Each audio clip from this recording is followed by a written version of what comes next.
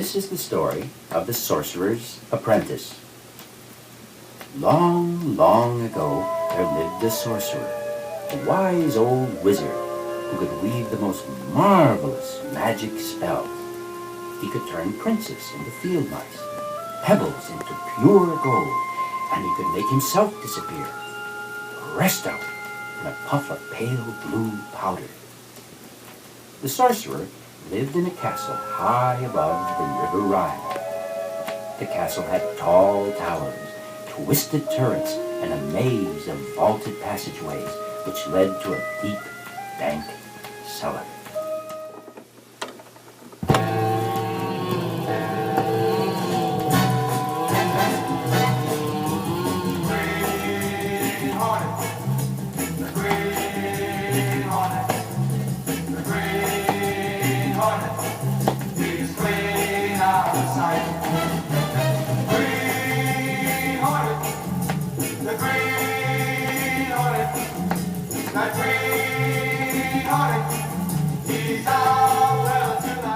At least none that makes any kind of sense yet.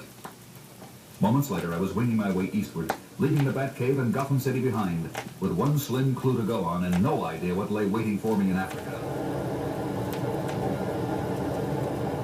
And speaking of Africa, I see the Kabanzi jungle is coming up directly ahead.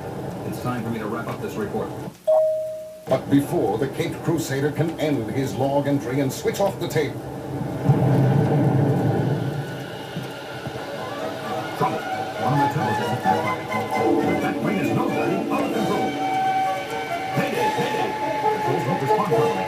The crash landing imminent. Doing my best to avoid.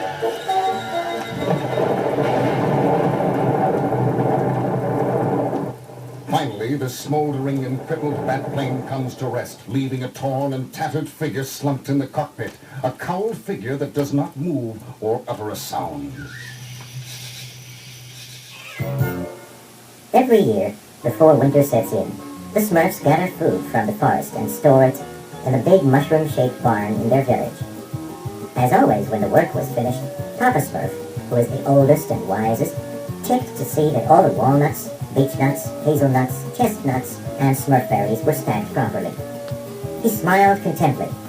"This is a job well done. We will not go hungry this winter." All the Smurfs went to bed happy.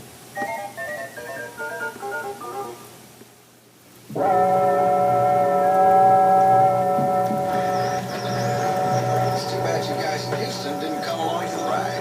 I've got this sensational view of Earth from where I'm standing. Unless I look at the next ridge, I'm wondering if I could hit a golf ball over it in this gravity. Anybody want to give me odds? That was an excerpt from astronaut Steve Austin's famous transmission to Earth during his historic walk on the moon several years ago.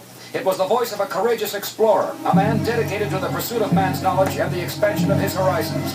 And it was for those very reasons that Steve Austin was piloting the experimental aircraft that exploded so devastatingly on the Nevada salt flats today, leaving Colonel Steve Austin a broken shell of a man, so badly injured his doctors say he won't be alive in the morning. Let us all say a silent prayer for Colonel Austin tonight, a true American hero, a man history will never forget. You know, there's a very strong chance Austin won't be alive in the morning, Oscar. It's your job to make those other doctors liars, Rudy.